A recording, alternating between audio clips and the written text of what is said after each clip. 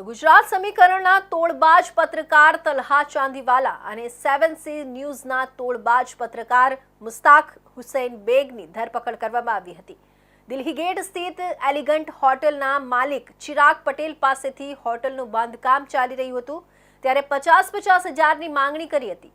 બંને પૈકી તલહા ચાંદીવાલાએ 12,000 રૂપિયાનો તોડ કર્યો હતો જ્યારે બીજો તોડબાજ પત્રકાર મુસ્તાક હુસૈન બેગે 22,000ની તોડ કરી હતી।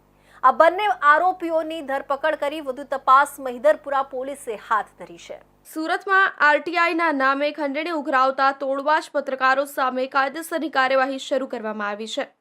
જેના ભાગરૂપે વધુ 2 તોડબાજ પત્રકાર સામે ફરિયાદ મળતા પોલીસે 2 તોડબાજ પત્રકારોની ધરપકડ કરી છે। બંને આરોપીને ઝડપી લઈને પોલીસે કાયદેસરની કાર્યવાહી હાથ ધરી છે। મળતી વિગતો મુજબ ગુજરાત સમીકરણના તોડબાજ પત્રકાર તલહા ચાંદીવાલાની ધરપકડ કરી છે। 7C ન્યૂઝના તોડબાજ પત્રકાર મુસ્તાક હુસૈન બેગની ધરપકડ કરવામાં આવી છે। દિલ્હી ગેટ સ્થિત એલિગન્ટ હોટલના માલિક ચિરાગ પટેલે ફરિયાદ આપી હતી।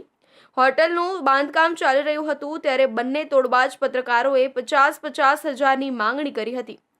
બંને પૈકી તલહા ચાંદીવાલાએ 12,000 રૂપિયા તોડ કર્યો હતો। બીજો તોડબાજ પત્રકાર મુસ્તાક હુસૈન બેગે 22,000નો તોડ કર્યો હતો। બંને આરોપીઓની ધરપકડ કરવામાં આવી છે। વધુ તપાસ મહિધરપુરા પોલીસે હાથ ધરી છે। સુરતની જે પ્રજા છે હવે પોતે હિંમત દાખવીને પોલીસ સમક્ષ આવી રહી છે અને વધુને વધુ ગુનાઓ દાખલ કરવામાં આવી રહેલા છે। તો આજ જે અભિયાન ચાલે છે એના ભાગરૂપે જ ચિરાગ પટેલ કરીને જે એલિગન્ટ હોટલ દિલ્હી ગેટ પાસે બની રહી હતી એ ફરિયાદી તરીકે પોલીસ પાસે આવેલા હતા અને તેમના કહેવા પ્રમાણે 2 પત્રકારો જે એકનું નામ છે તલહા ચાંદીવાલા જે ગુજરાત સમીકરણ નામનો ન્યૂઝપેપર ચલાવતા હતા અને બીજો છે મુસ્તાક હુસૈન બેગ જે પણ પોતે પત્રકાર હોવાનું જણાવી અને બંને જણાએ અલગ અલગ રીતે 50-50 હજાર રૂપિયાની માગણી કરેલી હતી અને જેમાં મુસ્તાક હુસૈન બેગે 22,000 રૂપિયા લીધેલા હતા અને તલહા ચાંદીવાલા જે ગુજરાત સમીકરણ ન્યૂઝપેપર ચલાવતા હતા એણે 12,500 રૂપિયાની ખંડણી માગેલી હતી।